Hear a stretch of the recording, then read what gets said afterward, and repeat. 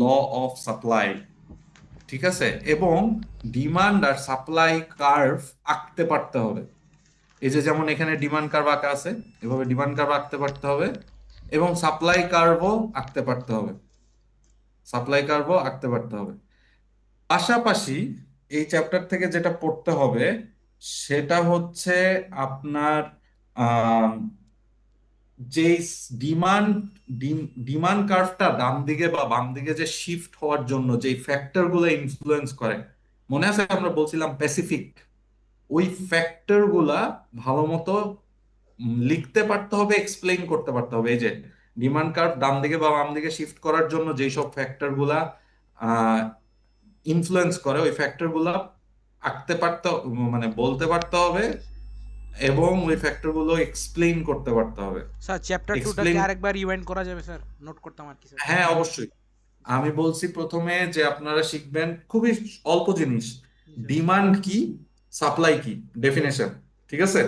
Demand supply. Definition শিখার পর আপনাদের শিখতে হবে যে ডিমান্ড কার্ভ আর সাপ্লাই কার্ভ আঁকে কিভাবে। ডিমান্ড কার্ভ যে ডাউনওয়ার্ড স্লোপিং হয়, সাপ্লাই কার্ভ যে আপওয়ার্ড স্লোপিং হয়, এটা একে দেখাইতে পারতে হবে।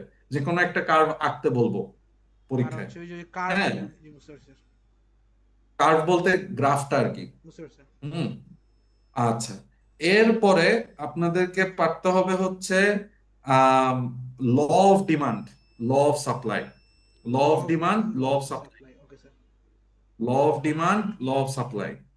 ল অফ ডিমান্ড কি, যে if everything else is constant, if the price increases, the quantity demanded decreases and vice versa. ওই যে আমি লিখে দিছিলাম বোর্ডে আপনাদেরকে, যে প্রাইস বাড়লে ডিমান্ড কমে, প্রাইস কমলে ডিমান্ড বাড়ে। এরকম ল অফ সাপ্লাই বলছিলাম যে প্রাইস বাড়লে কোয়ান্টিটি সাপ্লাইডও বাড়ে, প্রাইস কমলে কোয়ান্টিটি সাপ্লাইডও কমে। তো এটা হচ্ছে ল। তো law of demand, law of supply, এই দুইটা শিখতে হবে। এর পাশাপাশি বললাম যে ডিমান্ড কার্ভ ডান দিকে বা বাম দিকে যে শিফট করে, ডিমান্ড কার্ভ যে শিফট করে মানে ডিমান্ড যে চেঞ্জ হয়, প্রাইসের পাশাপাশি অন্যান্য কারণেও যে ডিমান্ড চেঞ্জ হয়, ওই চেঞ্জ হওয়ার ফ্যাক্টর গুলো কি কি, ওই ফ্যাক্টর গুলা এক্সপ্লেইন করতে পারতে হবে। আমি ওই ফ্যাক্টর গুলো নিয়ে একটা ক্লাস নিছিলাম অফলাইন, বলছিলাম যে ওই ফ্যাক্টর গুলো কিভাবে কাজ করে। যেমন স্পেসিফিক পপুলেশন, তারপরে অ্যাডভার্টাইজিং, এই সমস্ত ফ্যাক্টর গুলোর কথা বলছিলাম। ওই ফ্যাক্টর গুলা শিখতে হবে। ওটা আপনি আমার ক্লাসের ভাষায় লিখেন নাকি বইয়ের ভাষায় লিখেন সেটা আপনার ইচ্ছা, বাট ফ্যাক্টর গুলো লিখতে পারতে হবে। আচ্ছা, স্যার রিওয়াইন্ড যখন এইটাই। করছেন তাহলে কি চ্যাপ্টার 1 এরটা যদি আরেকবার রিওয়াইন্ড করতেন স্যার, জয়েন হইতে হইতে কিছু হ্যাঁ, চ্যাপ্টার 1 এর স্যার সাজেশনটা যদি আরেকবার রিওয়াইন্ড করতেন, চ্যাপ্টার 1 স্যার। আচ্ছা, আমি আগে প্রতিটা চ্যাপ্টার শেষ করে তারপর চ্যাপ্টার ওয়ানে যাচ্ছি, ওকে। জি স্যার, ধন্যবাদ। জি স্যার। ওকে, চ্যাপ্টার টু থেকে আর কিছু পড়া লাগবে না, চ্যাপ্টার টু সবাই ক্লিয়ার কি জি কি স্যার। পড়তে হবে? ওকে, পারফেক্ট। চ্যাপ্টার থ্রি থেকে, চ্যাপ্টার থ্রি হচ্ছে ইলাস্টিসিটি। ইলাস্টিসিটি থেকে শিখতে হবে হচ্ছে গিয়ে প্রাইস ইলাস্টিসিটি অফ ডিমান্ড কি, প্রাইস ইলাস্টিসিটি অফ ডিমান্ড কি, প্রাইস ইলাস্টিসিটি অফ ডিমান্ড কিভাবে ক্যালকুলেট করে, ক্যালকুলেশন, ম্যাথ। একটা ম্যাথ করাইছিলাম, বলছিলাম ম্যাথ করতে, ম্যাথ আসবে, অনেকবার বলছিলাম যে ম্যাথ আসবেই। তো একটা ম্যাথ আসবে, ওই ম্যাথের জন্য আমি যেই ফর্মুলাটা দেখাইছি ওই ফর্মুলাটা দিয়ে ম্যাথ করবেন। এই যে এই ফর্মুলাটা, percentage change in quantity demanded divided by percentage change in price, এই ফর্মুলাটা দিয়ে ম্যাথ করবেন। এবং ম্যাথে যখন ভ্যালু আসবে ওই ভ্যালুটাকে ডিটারমাইন করতে হবে যে ভ্যালুটা কি, ভ্যালুটা দিয়ে কি বোঝাচ্ছে, এটা কি প্রাইস ইলাস্টিক ডিমান্ড নাকি প্রাইস ইনইলাস্টিক ডিমান্ড। এই ম্যাথটা করে আম, এটা কি ইলাস্টিক না ইনইলাস্টিক সেটা লিখতে পারতে হবে। তো এই ম্যাথটা যদি করেন এবং এটা লিখতে যদি পারেন তাহলে 5 মার্ক শিওর। সো এই ম্যাথ আসবেই, এবং ম্যাথ শুধু পিইডি থেকেই আসবে, প্রাইস ইলাস্টিসিটি অফ ডিমান্ড থেকে আসবে, বলে দিলাম। ম্যাথটা থ্যাংক ইউ স্যার। আসবে। এবং হ্যাঁ, sorry, thank you sir suggestion দেওয়ার জন্য স্যার। হ্যাঁ, তো এই ম্যাথটা যে আসবে ম্যাথটা করবেন।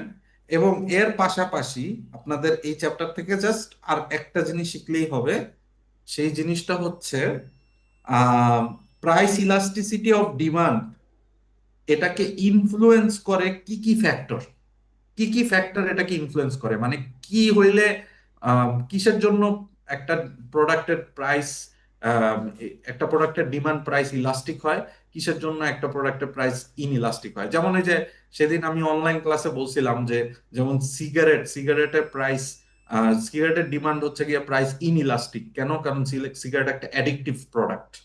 তো অ্যাডিকটিভ হইলে ইনইলাস্টিক হয়, তারপরে নেসেসিটি হইলে ইনইলাস্টিক হয়, আবার লাক্সারি আইটেম হইলে ইলাস্টিক হয়। তারপরে বলছিলাম পার্সেন্টেজ অফ ইনকাম স্পেন্ট, আমি একটা এক্সাম্পল দিছিলাম যে আপনার বেতন 1 লাখ টাকা হইলে আপনি যদি নেটফ্লিক্সের সাবস্ক্রিপশন ফিস বাড়ে তাহলে তো আপনি তেমন একটা গায়ে লাগবে না। তো সেই জন্য তার মানে হচ্ছে আপনি যদি কোনো প্রোডাক্টের উপর আপনার ইনকামের অল্প কিছু টাকা খরচ করেন তাহলে সেইটার ডিমান্ড প্রাইস ইনইলাস্টিক হবে। যদি আপনি কোনো প্রোডাক্টের উপর আপনার ইনকামের অনেক বড় একটা অ্যামাউন্ট খরচ করেন তাহলে সেটার ডিমান্ড প্রাইস ইলাস্টিক হবে। সো এই জিনিসগুলা কি কি ফ্যাক্টর গুলার উপর ডিপেন্ড করে, ফ্যাক্টর গুলা কিন্তু আমার স্লাইডেও লেখা আছে, আর অবশ্যই এখানেও লেখা আছে।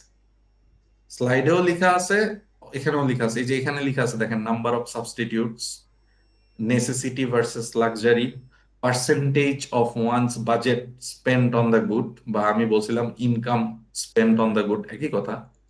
তারপরে হচ্ছে টাইম, আমি বলছিলাম যে with time in the long run সবকিছুরই ডিমান্ড কি হবে, প্রাইস ইলাস্টিক হয়ে যাবে। তো এই ফ্যাক্টর গুলা লিখতে পারতে হবে, এগুলা এক্সপ্লেইন করতে পারতে হবে, সুন্দর করে এক্সপ্লেইন করবেন। আপনারা যেহেতু আমি শর্ট করে দিচ্ছি, আমি কিন্তু খাতা কাটার সময় কিন্তু আমি ওইভাবে কাটবো যে আপনারা ঠিক মতো পড়ছেন কিনা। এই অল্প কয়টা জিনিস পড়তে বলতেছি, অল্প কয়টা জিনিস ঠিক মতো পড়তে হবে, ঠিক আছে? তো এইটুকুন জিনিস পড়লেই হবে ইয়ে থেকে, চ্যাপ্টার 3 থেকে, আর কিছু পড়া লাগবে না। সো ইলাস্টিসিটির ম্যাথ, ইলাস্টিসিটি জিনিসটা কি, এবং প্রাইস ইলাস্টিসিটি অফ ডিমান্ডের ইনফ্লুয়েন্স করে এই ফ্যাক্টর গুলা কি কি, এগুলো এক্সপ্লেন করলেই হবে। অলরাইট, চ্যাপ্টার 3 ক্লিয়ার সবার? জি স্যার। কোন জি sir, question? Clear sir. Clear. Okay, okay. Chapter 4-এ এসে একটা জিনিস আমরা একটু খুব ভালো মতো পড়ি নাই সময়ের কারণে, বা একটু সমস্যা হয়ে গেছিল। সেটা হচ্ছে ইউটিলিটি থিওরি। ইউটিলিটি থিওরি আমরা পড়ি নাই বললে ভুল হবে। আমরা কিন্তু ডায়মন্ড ওয়াটার প্যারাডক্স নিয়ে কথা বলছিলাম, জি ডায়মন্ড স্যার। ওয়াটার প্যারাডক্স নিয়ে কিন্তু আমরা কথা বলছিলাম, এবং আমরা টোটাল আর মার্জিনাল ইউটিলিটি নিয়ে না পড়লেও আমরা কিন্তু বুঝাই দিছিলাম যে টোটাল আর মার্জিনাল ইউটিলিটি জিনিসটা কি। অর্থাৎ আমি জি স্যার। এক্সাম্পল দিয়ে বললাম যে এক জিনিস, আপনি 1 গ্লাস পানি, যখন পিপাসা পায় 1 গ্লাস পানি খাওয়ার পর এর পরের গ্লাস পানিটা আপনার খাইতে ইচ্ছা করবে না। তার মানে হচ্ছে গিয়ে পানির মার্জিনাল ইউটিলিটি কম। আবার আমি বলছিলাম যে আপনাকে যদি একটা ডায়মন্ডের বক্স দেওয়া হয়, পরের ডায়মন্ডের বক্স দিলেও আপনি খুশি মনে নিবেন, কারণ ডায়মন্ডের মার্জিনাল ইউটিলিটি বেশি। ইউটিলিটি মানে হচ্ছে satisfaction. So satisfaction, total utility মানে টোটাল স্যাটিসফ্যাকশন আপনি যেটা পাচ্ছেন একটা প্রোডাক্টের বারবার কনজিউম করার জন্য। আর মার্জিনাল ইউটিলিটি মানে হচ্ছে গিয়ে অ্যাডিশনাল যে স্যাটিসফ্যাকশনটা আপনি পাচ্ছেন for consuming an additional unit of a good or service. একই জিনিস আপনি একটা এক্সট্রা ইউনিট যদি কনজিউম করতে চান, তাহলে যেইটুকুন এক্সট্রা স্যাটিসফ্যাকশন আপনি পাচ্ছেন, সেই এক্সট্রা স্যাটিসফ্যাকশনটাকেই আমরা বলতেছি মার্জিনাল স্যাটিসফ্যাকশন বা মার্জিনাল ইউটিলিটি। তো মার্জিনাল ইউটিলিটি আর মার্জিনাল টোটাল ইউটিলিটির একটা রিলেশনশিপ আছে। রিলেশনশিপটা হচ্ছে ম্যাথমেটিক্যালি যদি দেখেন তাহলে এই যে ফর্মুলাটা এটা দেখবেন, মার্জিনাল ইউটিলিটি হচ্ছে change in total utility divided by change in quantity, change in total utility divided by change in quantity. So marginal utility আর টোটাল ইউটিলিটির কনসেপ্ট যখন আমরা পড়ি তখন আমাদের একটা ল পড়তে হয়, সেই লটার নাম হচ্ছে law of diminishing marginal utility. অর্থাৎ এই লটা বলতেছে, আমি যদি সহজ বাংলায় আপনাদেরকে বুঝাই তাহলে মনে রাখতে সুবিধা হবে, সেটা হচ্ছে যদি আপনি একই জিনিস বারবার বারবার বারবার বারবার যদি কনজিউম করতে থাকেন, তাহলে সেই জিনিসটার প্রতি আপনার যে এক্সট্রা স্যাটিসফ্যাকশনটা কাজ করে সেটা আস্তে আস্তে আস্তে আস্তে কমতে থাকে। যত বেশি আপনি কনজিউম করবেন তত তত কমতে থাকবে। তার মানে আপনার ইলিশ মাছ খাইতে অনেক পছন্দ হয়, আপনি একদিন খাবেন মজা লাগবে, 2 দিন খাবেন মজা লাগবে, 3 দিনের দিন আরো কম মজা লাগবে, 4 দিনের দিন আরো কম মজা লাগবে। অর্থাৎ আপনার ইলিশ মাছ খাওয়ার যে স্যাটিসফ্যাকশনটা, এটা আপনি যত বেশি খাইতে থাকবেন তত কমতে থাকবে স্যাটিসফ্যাকশনটা। এই যে স্যাটিসফ্যাকশনটা কমতে থাকে এক্সট্রা ইউনিট কনজিউম করার জন্য, এই ব্যাপারটাকেই আমরা বলি law of diminishing marginal utility. এটাই এখানে লেখা আছে। দেখেন ডান দিকে, law of diminishing marginal utility মানে হচ্ছে the marginal utility gain by consuming equal successive unit of a good or service will decline as the amount of that good or service consumed increases। অর্থাৎ এই যে কঠিন ভাষায় লেখা আছে, এটাকে আমি সহজভাবে বলছি যে যত বেশি আপনি একই জিনিস কনজিউম করতে থাকবেন, আপনার ইউটিলিটি বা স্যাটিসফ্যাকশন ওই জিনিসটার প্রতি তত কমতে থাকবে। এটা খুব সিম্পল একটা কথা, এটা আপনারা সবাই জানেন, এটা একটা কমন সেন্স। কিন্তু এই কমন সেন্সটাকেই আমরা একটা ল বলতেছি। কিন্তু কারণ হচ্ছে কি, এই কমন সেন্সটা আসতো না যদি এই লটা কেউ অফিসিয়ালি আর কি ডিটারমাইন না করতো। তো এই জিনিসটা থেকে আপনাদের যে কোয়েশ্চেন আসবে, যেটা আপনাদের পড়তে হবে, সেই কোয়েশ্চেনটা আসবে হচ্ছে এইটা। এই যে দেখেন এখানে একটা গ্রাফ আছে, আপনারা চাইলে নিজেরাও গ্রাফ বানায় নিতে পারবেন, নিজেরাও টেবিল বানায় নিতে পারবেন। বাট এই টেবিল আর এই গ্রাফ, এটা যদি একে আপনারা দেখাইতে পারেন যে ম্যাথমেটিক্যাল রিলেশনশিপটা কি টোটাল ইউটিলিটি আর মার্জিনাল ইউটিলিটির মধ্যে, এবং গ্রাফিক্যাল রিলেশনশিপটা কি টোটাল ইউটিলিটি এবং মার্জিনাল ইউটিলিটির মধ্যে, তাহলে আপনারা একটা ভালো মার্ক পেয়ে যাবেন। এখান থেকে একটা বড় প্রশ্ন আসবে। অর্থাৎ আমি যেটা বুঝাইতেছি, ম্যাথমেটিক্যাল রিলেশনশিপ আর গ্রাফিক্যাল রিলেশনশিপ দেখাইতে হবে between marginal utility and total utility. এটা খুব সিম্পল। চিন্তা করে দেখেন, আপনি যখন 0 ইউনিট একটা প্রোডাক্ট কনজিউম করতেছেন, আপনার টোটাল ইউটিলিটি 0ই থাকবে, রাইট? মানে আপনি কনজিউম করা শুরুই করেন নাই, তার মানে কি আপনার টোটাল স্যাটিসফ্যাকশন 0। আর মার্জিনাল স্যাটিসফ্যাকশন থাকার তো প্রশ্নই আসে না, এখানে তো অ্যাডিশনাল এর ব্যাপার আছে, অ্যাডিশনাল তো আসেই নাই, জিরোর তো আর অ্যাডিশনাল নাই। কিন্তু আপনি যখনই ওই জিনিসটা একটা ইউনিট কনজিউম করতেছেন, এখানে ধরে নিছে যে আপনার টোটাল স্যাটিসফ্যাকশন হচ্ছে 10 ইউটিলস। ইউটিল হচ্ছে গিয়ে ইউটিলিটি মাপার একক বা ইউনিট। যেমন প্রত্যেকটা জিনিসে একক থাকে না, ওজন মাপার একক কেজি, এরকম হচ্ছে গিয়ে ইউটিলিটি মাপার একক হচ্ছে ইউটিলস আমরা ধরে নিছি। সো এই ইউটিল, টোটাল একটা ইউনিট যদি কোনো কিছু কনজিউম করেন, তাহলে সেইটার স্যাটিসফ্যাকশন লেভেল হচ্ছে গিয়ে 10 ইউটিল, এখানে ধরে নিছে আর কি। ধরেন একটা কমলা খাচ্ছেন, তো একটা কমলা খাওয়ার জন্য আপনি 10 ইউটিল স্যাটিসফাইড হয়েছেন। তো যেহেতু আপনি 0 থেকে 1-এ গেছেন, তার মানে অ্যাডিশনাল একটা ইউনিট কমলা খাওয়ার জন্য আপনার অ্যাডিশনাল স্যাটিসফ্যাকশন কত আসছে, কেউ বলতে পারবেন? এক্সট্রা 9 আসছে না স্যার, মানে আপনি 0 থেকে 1-এ গেছেন, তার মানে একটা এক্সট্রা কমলা খাইছেন, রাইট? জি একটা এক্সট্রা কমলা খাওয়ার জন্য আপনার টোটাল স্যাটিসফ্যাকশন হচ্ছে 10 ইউটিল। তার মানে মার্জিনাল ইউটিলিটি কত হবে? 10। 10ই হবে, কারণ আপনি তো একটা এক্সট্রা খাইছেন। একটা এক্সট্রা খাওয়ার জন্য আপনি 10 ইউটিল স্যাটিসফাইড হয়েছেন। সিমিলারলি এরপরে সেকেন্ডটাতে আসেন, ধরেন আপনাকে এখন আমি আরেকটা কমলা দিলাম। সেকেন্ড কমলা বা অরেঞ্জ খাওয়ার জন্য আপনি টোটাল ইউটিলিটি হয়ে গেছে 19। 19, ঠিক আছে? তো 19 যেহেতু হয়েছে, তার মানে আপনি এই সেকেন্ড কমলা খাওয়ার জন্য এক্সট্রা কতটুকু স্যাটিসফাইড হয়েছেন, কত ইউটিল? 9 স্যার। 9। এটাই এখানে লেখা আছে মার্জিনাল ইউটিলিটি 9। ওইটাই মানে গ্রাফ সেকেন্ড, করে নিচে দেখাইছে আর কি স্যার। হ্যাঁ রাইট। তো এইটাই আপনি টেবিলটা এইভাবে দেখাবেন। আপনি আপনার মতো নাম্বার দিয়ে দেখাইতে পারেন, কিন্তু নাম্বারগুলো যাতে মিলে, মানে টোটাল ইউটিলিটি আর মার্জিনাল ইউটিলিটির নাম্বারগুলো যাতে মানে সিকোয়েন্সিয়াল থাকে, মানে উল্টাপাল্টা যাতে না হয়। বুঝতে পারছি। হ্যাঁ, নাম্বারগুলো যাতে মিলে, অথবা আপনি ডাইরেক্ট এইটা বসায় দিতে পারেন এই গ্রাফটা। আম, এইটা দেখাবেন ম্যাথমেটিক্যাল রিলেশনশিপ। এটা যদি বলে ম্যাথমেটিক্যাল রিলেশনশিপ দেখাইতে, তাহলে এই টেবিলটা একে এভাবে দেখাবেন। আর যদি বলে গ্রাফিক্যাল রিলেশনশিপ দেখাইতে, তখন মনে রাখবেন এই যে দেখেন টোটাল ইউটিলিটির এই টেবিলে দেখেন খালি বাড়তেছে, 10 থেকে 19, 19 থেকে 27, 27 থেকে 34, কম রেটে বাড়তেছে, কিন্তু বাড়তেছে তো, রাইট? তো জি বাড়তেছে মানে কি, বাড়তেছে মানে গ্রাফটা উপরের দিকে যাবে। এই জন্যই টোটাল ইউটিলিটি গ্রাফটা উপরের দিকে গেছে। আর আর মার্জিনাল মার্জিনাল মার্জিনাল ইউটিলিটি কমছে। তাহলে কমতেছে। ওই যে যত বেশি এক্সট্রা জিনিস কনজিউম করতেছেন, এক্সট্রা কনজিউম করতেছেন, আপনার এক্সট্রা স্যাটিসফ্যাকশন কমতেছে। এই কারণে মার্জিনাল ইউটিলিটি গ্রাফটা নিচের দিকে যাচ্ছে।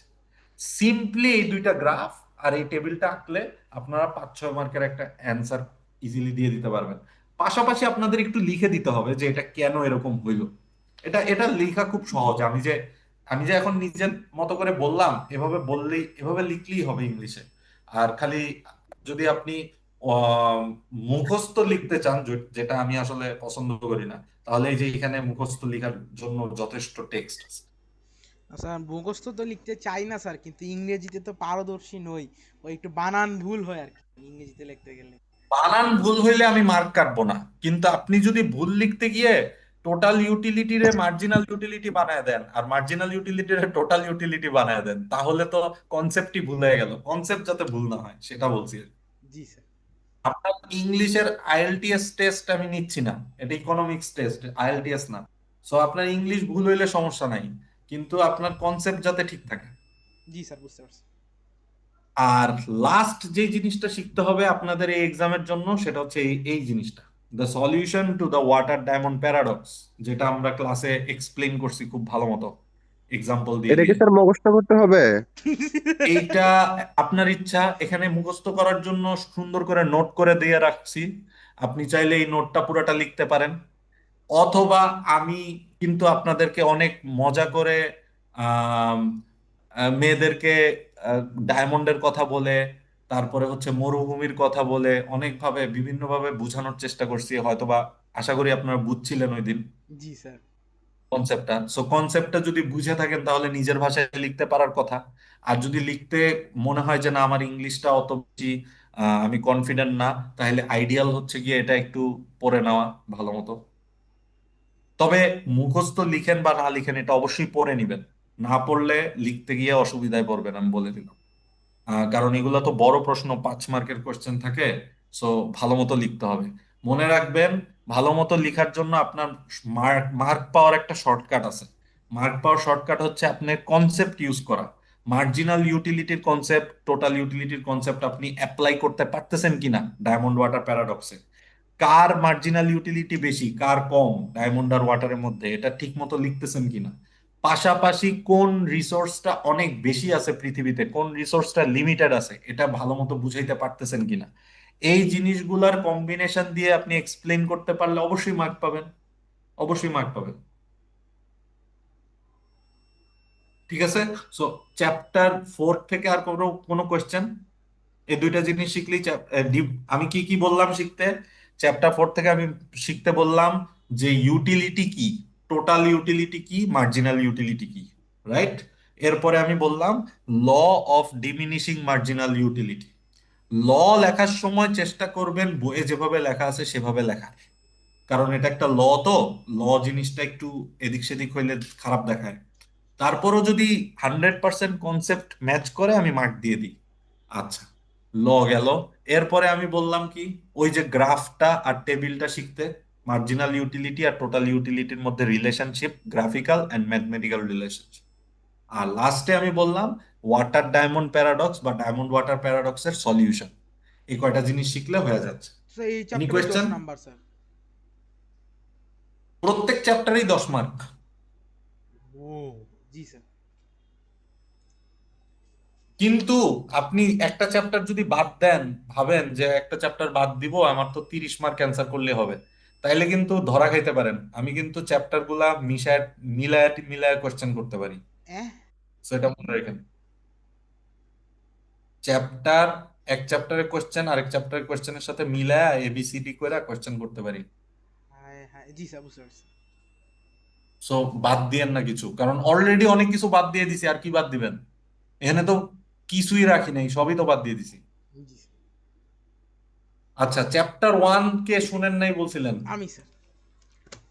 চ্যাপ্টার 1-এ আমি বলছিলাম যে আপনারা এই যে এই গ্রাফটা শিখতে হবে, মার্জিনাল বেনিফিট আর মার্জিনাল কস্টের মধ্যে রিলেশনশিপটা কি, এবং ডিসিশন কখন নিবেন, আপনি কখন, রিলেশন, স্যার রিলেশন আপনি বিটুইন কখন marginal cost and marginal benefit marginal cost and মানে বেনিফিট। হচ্ছে, এবং এই যে এই জিনিসটা এই যে এই যে ডিসিশনস মেড অ্যাট মার্জিন, দেখছেন?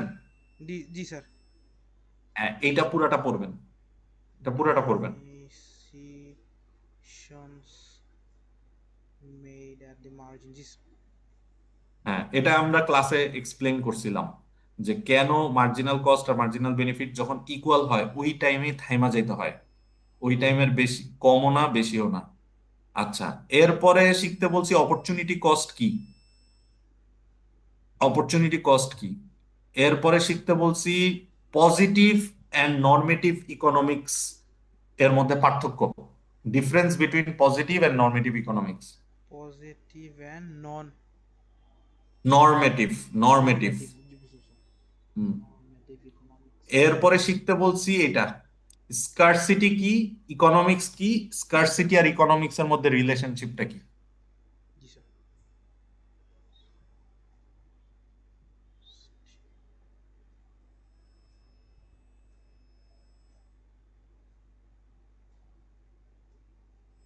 জি স্যার। অলরাইট, জি স্যার। কারো কোনো প্রশ্ন? স্যার তাহলে এই 4 চ্যাপ্টারেই না স্যার। পরীক্ষা হবে স্যার? এই 4 চ্যাপ্টারে যা যা দিছি, যা যা আজকে এখন বললাম, এখন এই মুহূর্তে যা যা বললাম, এর বাইরে ইনশাল্লাহ কোনো প্রশ্ন থাকবে না। আলহামদুলিল্লাহ, জি স্যার। একদম মানে আপনাদের কোনো সাবজেক্টে মনে হয় না এরকম করে ছোট করে কেউ দিছে? না স্যার। এটা আমিও দিতাম না, বাট যেহেতু আমি আপনাদের সাথে নাইনসাফি করতে পারি না, আপনাদের কিছু ক্লাস আমি নিতে পারি নাই নিজের পার্সোনাল কারণে, সো আমি চিন্তা করলাম যে আপনাদেরকে বিপদে ফেলায় আর লাভ নাই। আম, আপনার বেবির কি খবর এটা স্যার? পরীক্ষা। হ্যাঁ, আপনার বেবির সরি। কি খবর স্যার? বেবি আলহামদুলিল্লাহ ভালো আছে, এখন সবাই ভালো আছে। তবে অনেক ঝামেলা গেছে, মানে আপনাদের ক্লাস এর মাঝখানেও নিতে চাইছিলাম, বাট আমি হসপিটাল থেকে রিলিজ পাইতে পাইতেই অনেক দিন সময় লেগে গেছে, যেহেতু ডায়াবেটিক বেবি ছিল, তো মানে ও, মা ডায়াবেটিক ছিল, সো অনেক রিস্কি ছিল সবকিছু।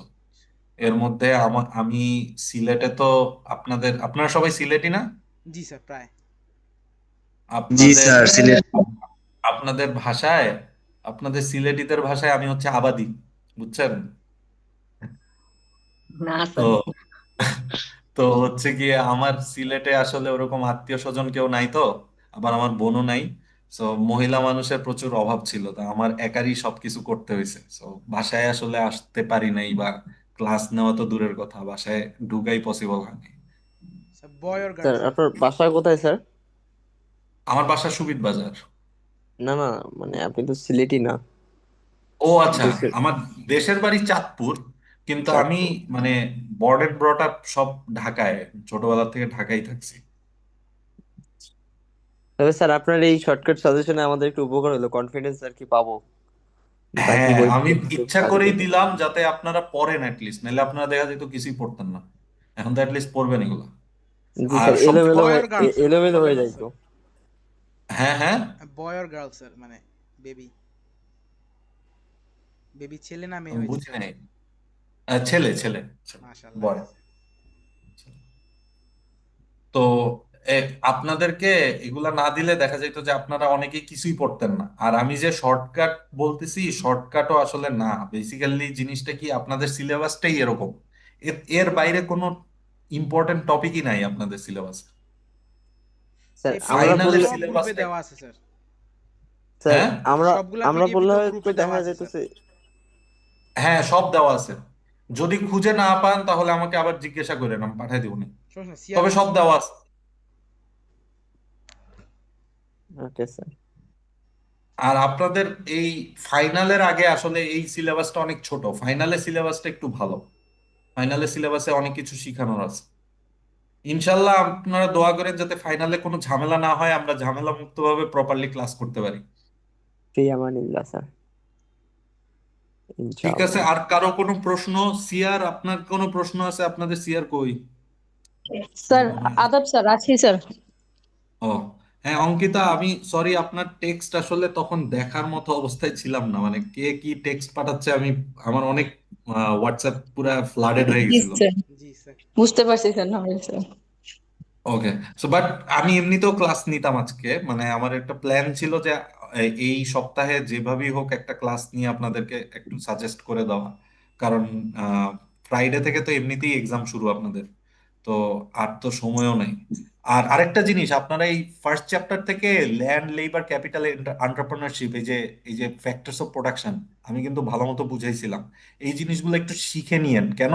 কারণ যখন স্কারসিটি আর ইকোনমিক্স এর রিলেশনশিপটা নিয়ে লিখবেন, তখন এই জিনিস, এই টপিক গুলা এবং অপরচুনিটি কস্ট, এই কনসেপ্ট গুলা যদি একটু মানে অ্যাড করতে পারেন, তাহলে ধরেন 4 মার্ক থাকলে 4-এ 4, 5 মার্ক থাকলে 5-এ 5 পাবেন। আর নাইলে দেখা যায় যে মার্ক 1 মার্ক 1.5 মার্ক করে কমে যায়। এরকম 1 মার্ক 2 মার্ক করে কমতে কমতে দেখা যায় যে ওই A+ এর মার্কটা চলে যায়। আপনাদের এই সাবজেক্টটাকে টার্গেট করতে হবে যে এটা সবচেয়ে ইজি সাবজেক্ট, এটাতে আমরা যত বেশি A+, A এরকম পাই। বুঝতে পারছেন? কারণ সামনে অনেক কঠিন কঠিন সাবজেক্ট আসবে, সেখানে গ্রেড ছুটে যাবে। সো এগুলা সাবজেক্টে কখনো গ্রেড ছুটা যাতে না ছুটে সেটার চেষ্টা করবেন। আর এমনিতেও আপনাদের মার্ক কিন্তু অনেক যাবে হচ্ছে গিয়ে ভাইবা প্রেজেন্টেশনে। সো মিড টার্ম, ফাইনাল এগুলা খুব ইজি করে দেই আমি, এগুলাতে মার্ক লুজ করেন না বেশি। কারণ ওই অ্যাসাইনমেন্টে আপনারা কিন্তু অনেক মার্ক নষ্ট করেন, অ্যাসাইনমেন্ট, প্রজেক্ট, প্রেজেন্টেশন, ভাইবা এগুলাতে। এগুলা নিয়ে আমরা ইনশাল্লাহ কথা বলবো হচ্ছে আপনাদের মিড টার্মের পরে, প্রথম ক্লাসে, ফাইনালে প্রথম ক্লাসে ইনশাল্লাহ এগুলা নিয়ে কথা হবে।